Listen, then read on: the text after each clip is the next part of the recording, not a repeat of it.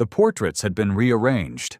It was the first thing Cecily Frome noticed when the footman opened the dining room doors and the assembled guests of Ashfield Hall filed in for the first formal dinner Mr. Silas Creeth had yet chosen to host. 12 people. 4 courses. The long mahogany table dressed in veined silver and veined crystal and veined candlelight, and on the east wall above the sideboard, where the third Earl's somber likeness had hung for 30 years, without interruption, there was now a different face entirely. She had placed it there herself 3 hours ago, while the house was occupied with dressing. She did not look at it directly. She allowed herself to be guided to her seat below the salt, between old Mr. Farrow, the solicitor, and a gentleman from the neighboring estate, whose name she had not been told. And she unfolded her napkin, with the careful economy of a woman who had learned to take up very little space. Mr. Creeth stood at the head of the table and surveyed his company with the particular satisfaction of a man trying on another man's coat and finding it fits. He was lean and fair-haired, with an easy smile that had made Lady Constance Vane half believe him and the magistrate in Tiverton wholly so. He had papers. He had a plausible story. He had appeared 5 weeks ago at the gates of Ashfield Hall with the news that Edmund Vane was dead of fever in Port of Spain, and that he, the natural-born younger brother from their father's long-concealed second marriage, was the rightful heir. "A remarkable room," said Miss Dorothea Melling, who sat to Creeth's right and had not stopped remarking on the house since her arrival that afternoon. She was diamond fair and elaborately gowned in ice-blue satin, and she had been brought tonight, Cecily understood, to demonstrate that a new social order was forming at Ashfield. The Dowager Countess believed in consolidation.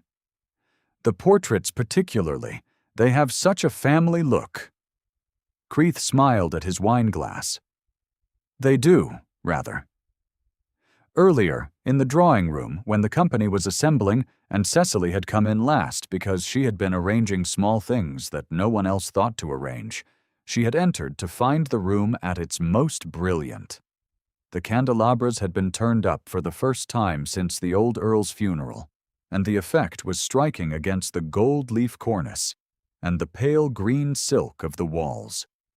A room deliberately declaring its own consequence. Creeth stood at the center of it with the ease of a man who had been rehearsing his entrance since before he had arrived on the estate, one hand resting on the back of a chair that was not strictly his to occupy, Miss Melling at his elbow in ice blue, the dowager arranged on the settee with the rigid composure of a woman determined not to show her uncertainty. Cecily had moved to the far side of the fireplace and was straightening a vase of forced hothouse flowers that a housemaid had placed slightly off-center, and she had heard Creeth say it to Miss Melling in a voice calibrated to carry without appearing to, in a voice she was not meant to catch. "The steward's daughter. She has been permitted to linger. It is the dowager's soft heart."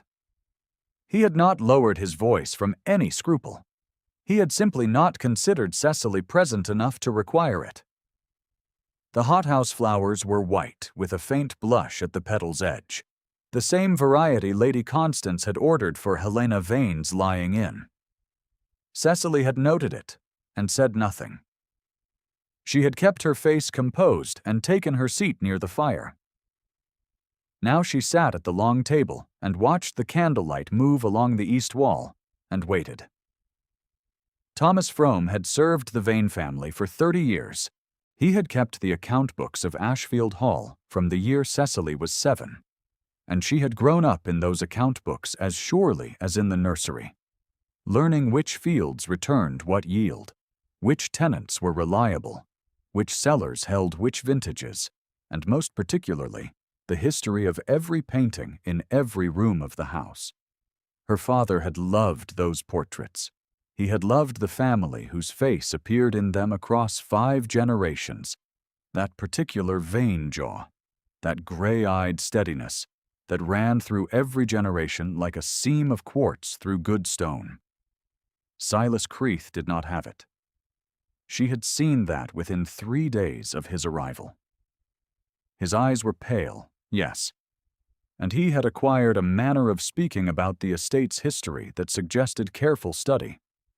But the history he had studied was the public history, the one in published county records, and the one any determined gentleman might read if he spent a fortnight at it. He did not know the things that lived only in the account books and in the memory of people who had been here. He did not know that the 4th Earl had kept his personal correspondence not in the study, but in the small room off the morning room that was now used for linens. He did not know that Lady Agatha Vane, the 3rd Earl's wife, had commissioned 2 portraits of herself, one for the gallery and one, smaller, painted on ivory, given to her favorite grandson the morning he left for Harrow.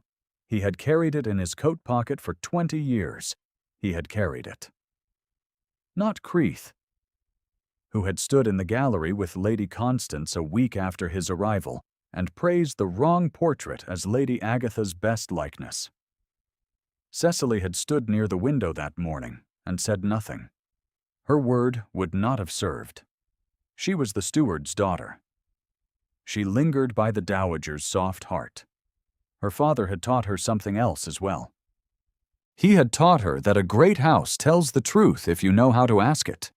She had written the letter to the Earl 6 weeks ago, before Creeth had even arrived, when she had first heard through Mrs. Phelps that a ship's manifest out of Port of Spain listed a man answering to the Earl's description as having boarded a vessel bound for Bristol.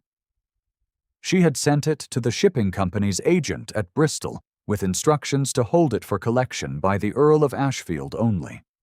She did not know if he was alive. She did not know if he would come. She had written the letter anyway, because the alternative was to say nothing and watch Ashfield Hall pass into the hands of a man whose face did not match the face on the east wall of the dining room. She had written a second letter, 3 weeks later, more urgent, when Creeth had installed himself, and the Dowager had begun to speak of the spring season with Miss Melling's name rising in the sentences. Whether he had received either letter, she did not know. The first course arrived.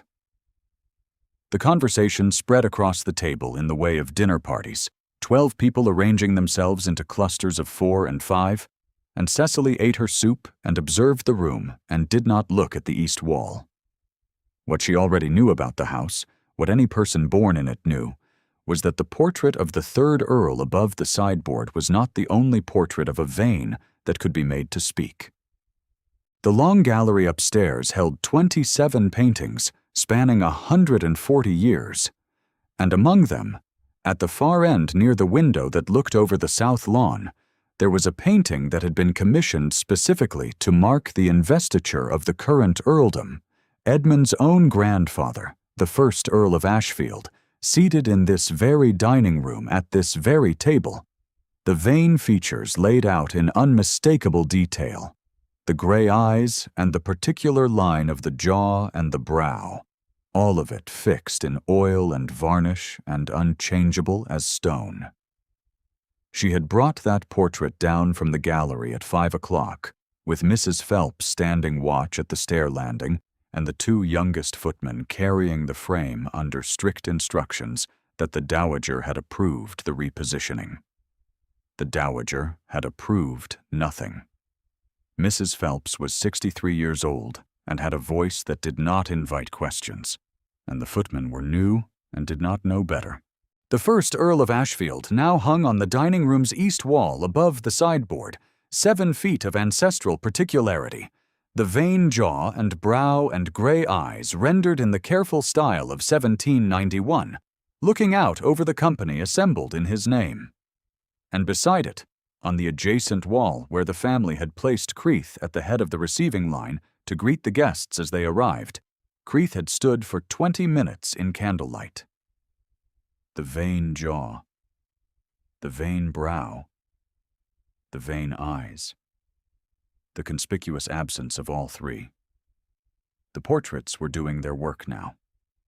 She could see it in the way Mr. Farrow kept glancing up from his soup, his eyes tracking the distance between the face in the gilt frame and the face at the head of the table with the careful attention of a man making a legal calculation and not yet ready to speak it aloud. In the way old Sir Henry Column, who had known the 4th Earl personally and had dined at this table 30 times before the family's long absence, had gone very quiet since sitting down, his knife resting still against his plate. He had looked at the portrait when he entered, and had looked at Creeth, and had looked at his wine-glass, and he had not looked at the portrait again, which was its own kind of looking. In the way Miss Melling's conversation with Creeth had developed a slight effortful quality, as if she were being careful not to look at the wall behind her, not to make the comparison that the room was already making for itself. A woman near the window, a Mrs. Thorne who had come in from the neighboring county and had no particular history with the Vane family, leaned slightly toward her neighbor and said something Cecily could not hear. Her neighbor's eyes moved to the east wall and returned to her plate. The neighbor did not reply. Cecily had not engineered this moment from any particular strategy of triumph. She had done it because it was the only thing she could do. She had no rank, no legal standing, no means of formal accusation. She had the knowledge of a woman who had grown up in these rooms and loved them before they had become someone else's prize, and she had used what she had. It was enough, she thought. Or it would have to be. She did not hear the door open. She became aware of him in the way one becomes aware of weather, not as a specific sound or movement, but as a change in the quality of the air in the room. She had been watching Mrs. Phelps signal a footman about the second course, seeing that the Bordeaux had been brought up and not the Burgundy that Creeth had specified, and she had moved to intercept quietly, murmuring to Mrs. Phelps in a voice too low for the table to catch, guiding the footman's hand to the correct decanter and stepping back before anyone might observe who had managed the correction. What Edmund saw from the doorway was this. A young woman in a plain gray gown, her dark hair pinned without ornament, moving through the side of a formal dinner with the unhurried competence of someone who had learned, long ago, that the most useful thing she could do in any room was be the person who noticed what others had not. He had been standing at the half-open door for several minutes before she moved toward the footman, and in those minutes he had watched her track 3 separate potential failures at once, noting the decanter, the candle guttering low on the south branch of the candelabra, and a napkin on the floor near Mr. Farrow's chair that was in imminent danger of being trodden into the carpet by the solicitor's next movement, and address each of them in sequence without announcing herself as the person who had done so. She returned Mrs. Phelps's glance with a single nod when the decanter matter was resolved, and that was the whole of the recognition she permitted herself. Then she turned back toward her chair. She had turned back toward her chair when she saw him. He stood at the far end of the room, beside the tall double doors, wearing a dark coat that was not the coat of a man who had spent the last 3 years in England. His face was weathered and grave. The jaw she had known from 27 portraits, and from the memory of a 12-year-old girl who had once watched from the top stair as the young Lord of Ashfield rode out in the morning, and he was watching her. Not the portraits, not Creeth at the head of the table. Her. She did not know how long he had been watching. She did not know what he had seen. She felt the warmth come into her face, and did not look away, because looking away was not something her body permitted in that moment, and because in the candlelight at that distance, his eyes were the gray of the portraits on the walls behind him, and she understood, with a certainty that had nothing to do with reason, that he had received the letter. He held her gaze for a long moment. Then he looked at the east wall. He looked at the portrait of his grandfather, at the unmistakable face above the sideboard. And then he looked at the man seated in his chair at the head of his table. Something in his expression did not change, and changed entirely. He turned and left the room without a word, slipping back through the double doors before anyone at the table had registered his presence. Cecily put her hand flat on the tablecloth and steadied herself. The second course arrived. The conversation resumed. She sat very still. There is a kind of knowledge the body carries in advance of the mind. Cecily had lived in Ashfield Hall since she was 7 years old, and she knew its rhythms the way she knew the rhythms of breathing. Not by intention, but by having been present for them long enough that the house's silences and its sounds had become indistinguishable from her own. She knew, without being able to say how she knew, that he was now in the portrait gallery above the dining room. She excused herself between the second and third courses on the grounds of a headache. Lady Constance, who had been watching her all evening with a particular expression of distress, did not stop her. The footman at the door lifted it open, and she walked out into the corridor and up the back stair and into the gallery without meeting another soul. He stood at the window at the far end, looking out over the south lawn. He held a candle in one hand. The gallery was dark, except for that single light and the pale winter evening coming through the glass, and the 27 portraits looked down in silence along both walls.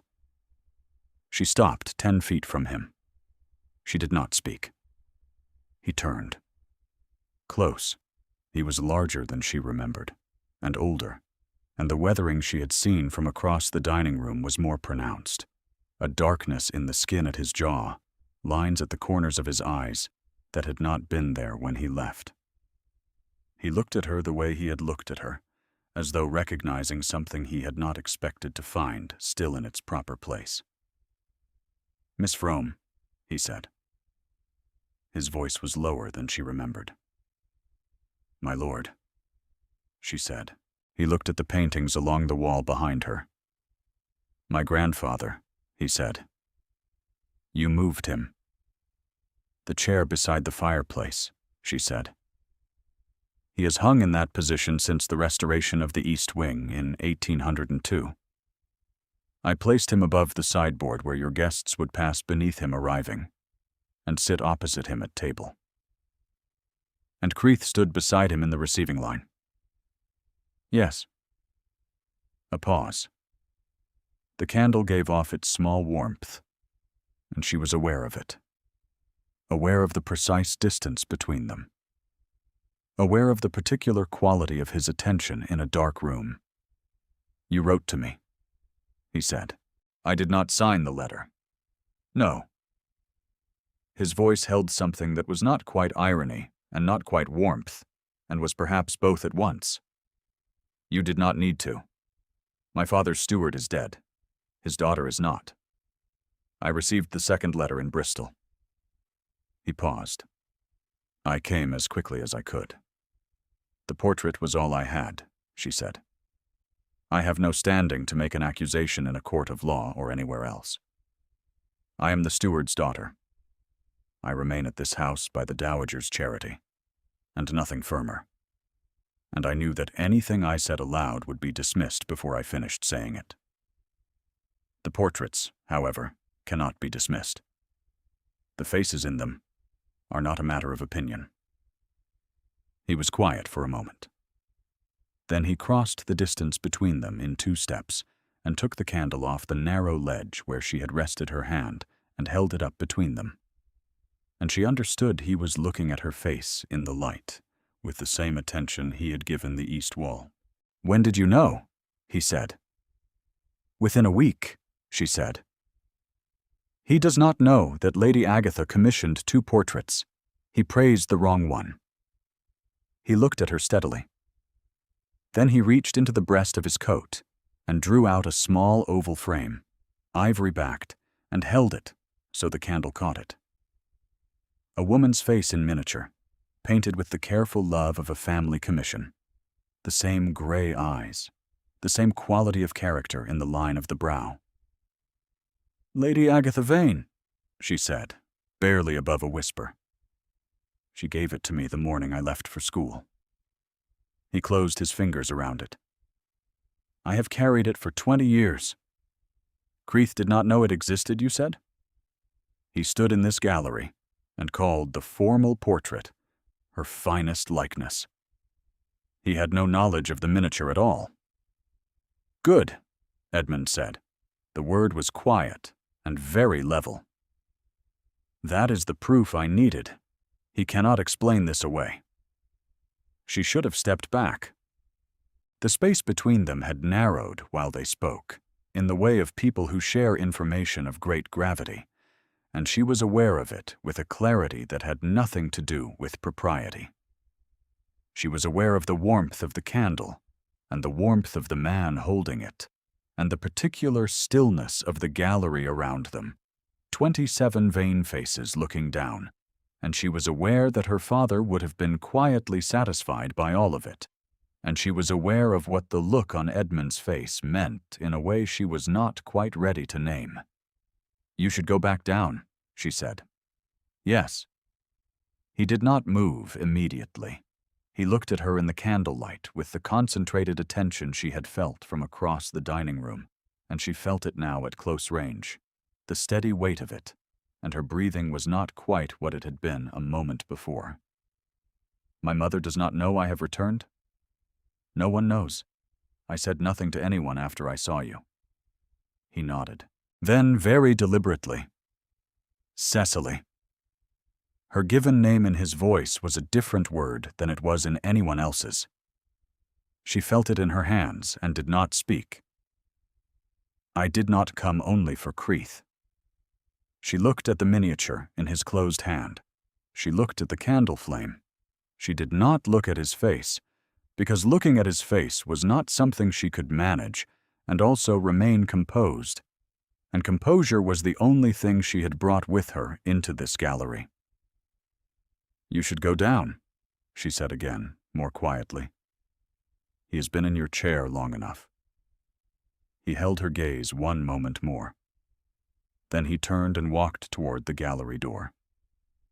If she had known, then, what was waiting below in the dining room, she might have followed immediately. She stood alone in the gallery for a long moment, her hand flat against the wall between two portraits, until her breathing steadied. She did not know, when she descended the back stair and returned to the dining room, that Creeth had spent the last quarter hour managing the table's growing unease.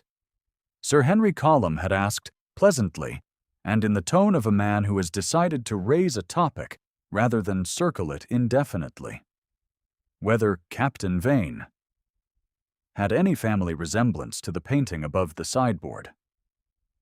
Creeth had deflected with practiced ease. He was very good at deflecting. He had been practicing since his arrival.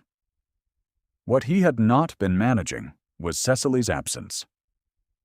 "Miss Frome returns," said Mrs. Burwell from the far end of the table to the gentleman beside her. "The steward's daughter. Extraordinary, is it not, that she has been permitted to dine? The dowager is too soft by half." Cecily heard it. The woman had not pitched the remark to her, precisely, but had not pitched it away from her either. It landed clearly in the particular quiet that descended between two courses at a table where the wine had been good, and the conversation had reached a moment of rest. Lady Constance, at the table's middle, looked up. Her expression was the expression of a woman who had been trying to maintain order in a room that was gradually becoming something she did not recognize.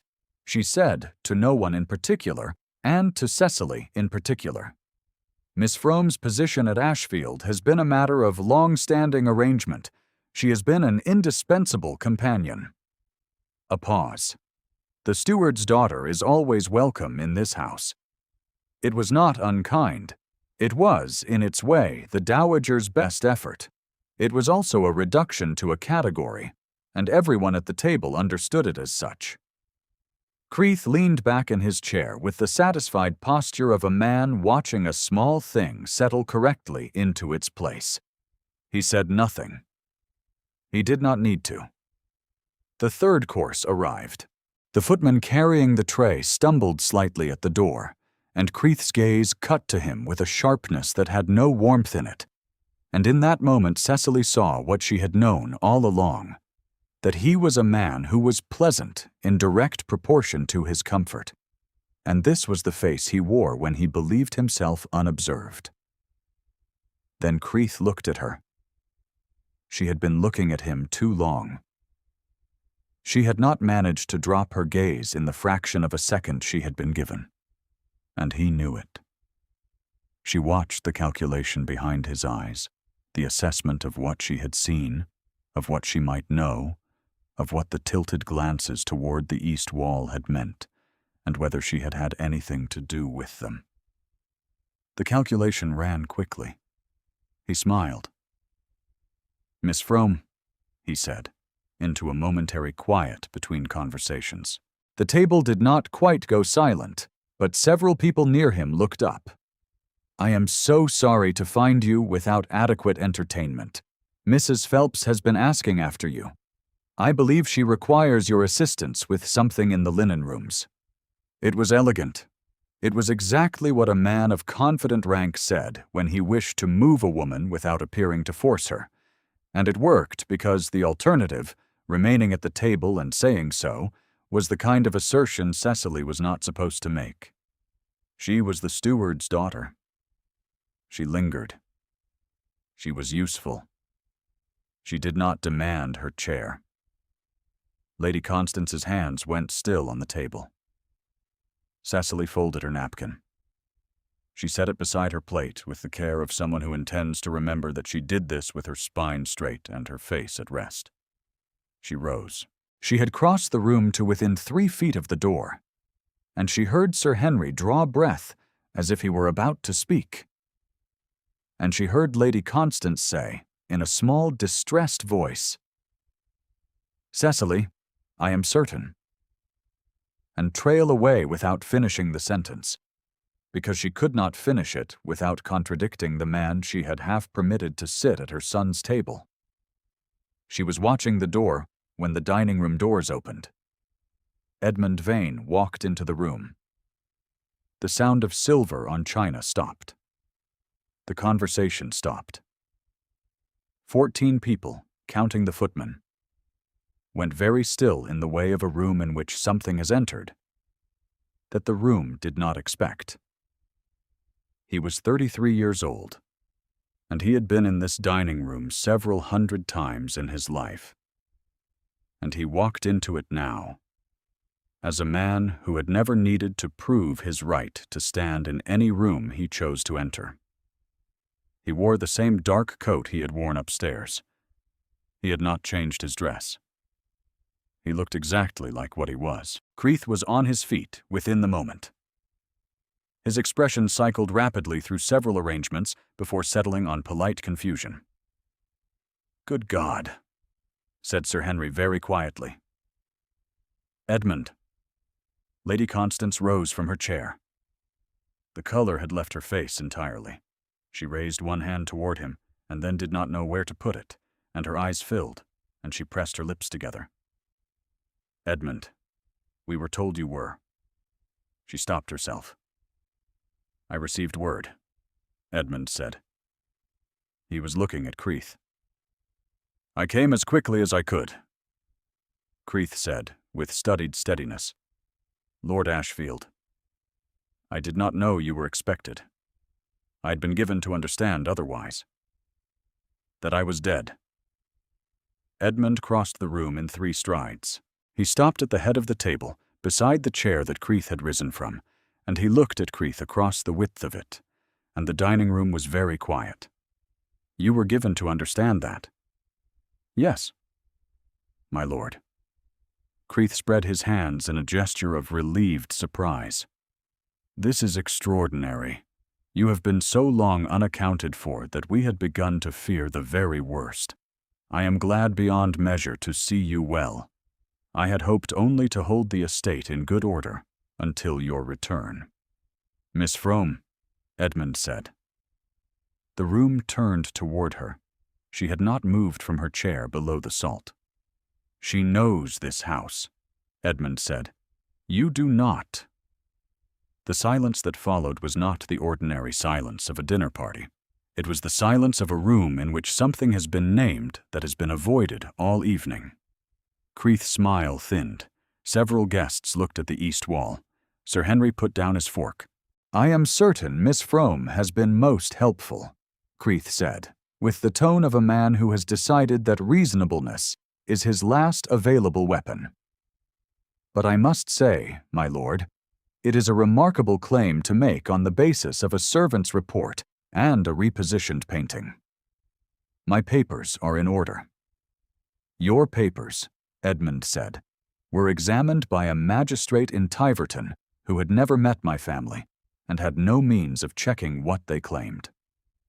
He reached into the breast of his coat and laid the small ivory oval on the table. The candle nearest it illuminated the painted face with the particular attention of accident. "My grandmother commissioned 2 portraits of herself.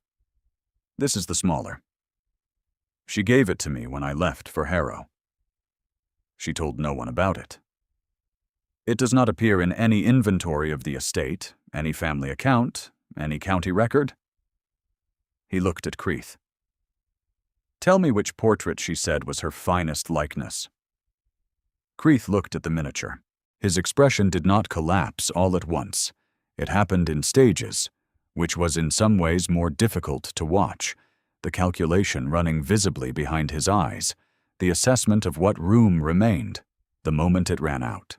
His mouth opened, and he named the formal portrait in the gallery. "The formal portrait," Sir Henry said, almost to himself.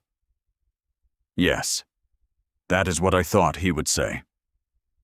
"The formal portrait," Edmund agreed. Lady Agatha always called it the worst effort she had ever seen in oils. She preferred the other. Anyone who knew her would know that. He picked up the miniature and held it a moment.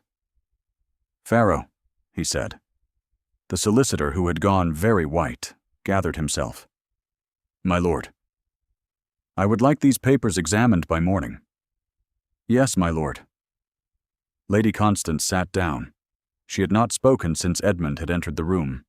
Now she looked at Creeth with the expression of a woman who has been badly frightened and is beginning to be angry about it, which was not cruelty and was not triumph and was simply the recognition, arriving as it always does slightly later than the event itself, that she had known something was wrong and had not permitted herself to know it.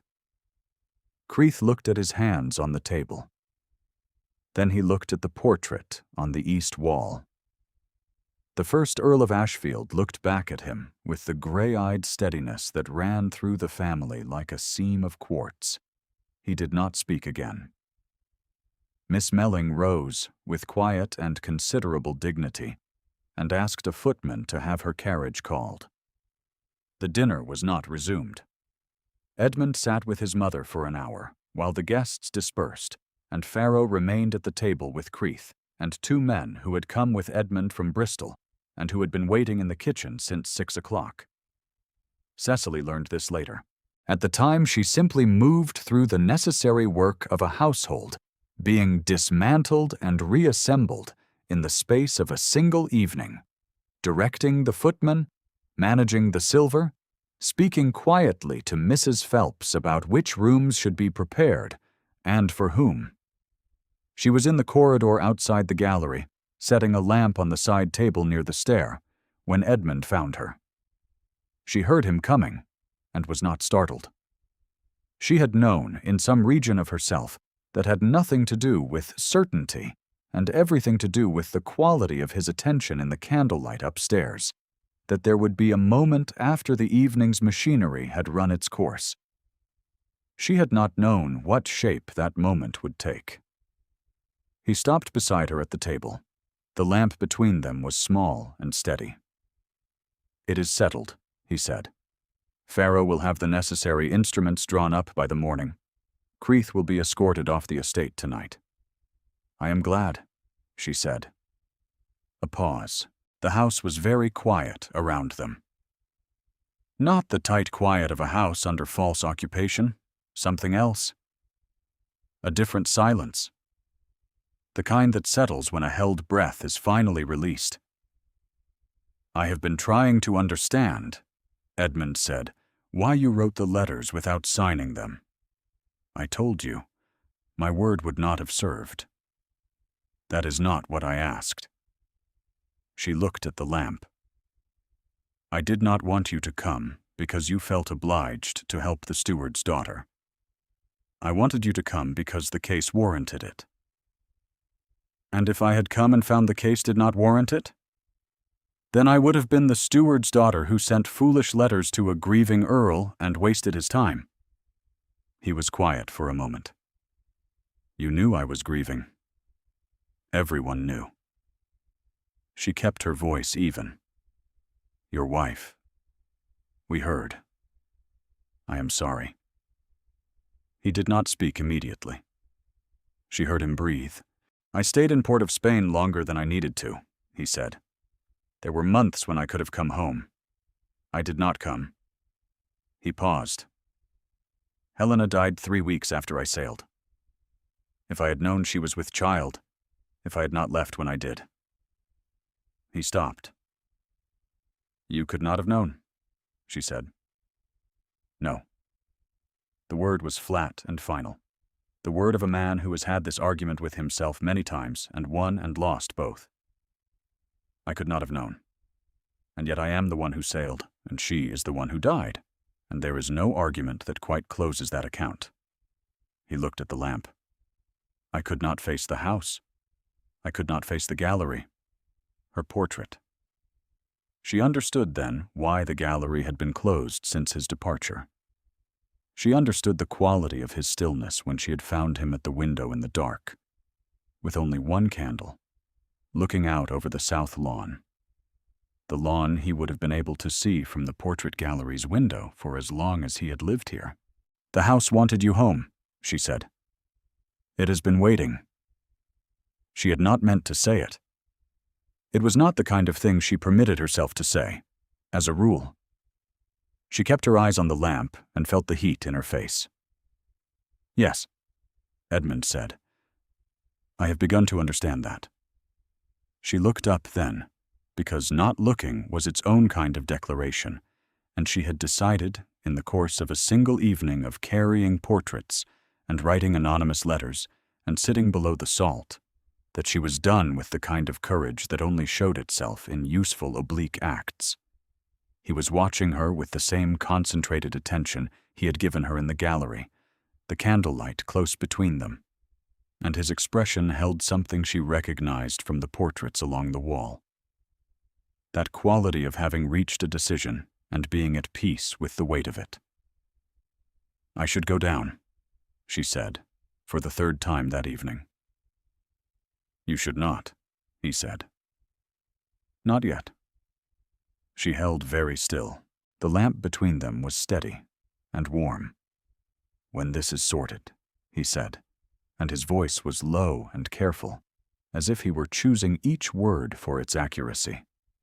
"When Pharaoh has drawn the instruments, and Creeth is gone, and my mother has slept, I want to speak with you properly. Not in galleries and corridors." A pause. "I want to speak with you in rooms that have my name on the door, and daylight in the windows, and time enough to say what I mean." She was looking at him, and her breathing was very deliberate, and she did not pretend to misunderstand. "That would require," she said, "that I still be at Ashfield Hall when there is daylight in the windows." "Yes," he said. "It would." The lamp flame moved in an imperceptible draft and settled again. She heard the house around them, the familiar creak of the east wing's upper stair, the sound of the fire in the drawing room below, the measured tick of the clock at the landing. "Then I will stay," she said. He reached into the breast of his coat a second time and took out the small oval miniature. He held it toward her. She did not take it immediately. She looked at it, at Lady Agatha Vane's gray-eyed face in the painted ivory. the face that had been carried for 20 years in the pocket over a man's heart. "She would have liked you," he said.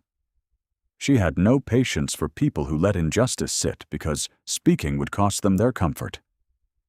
Cecily took the miniature from his hand.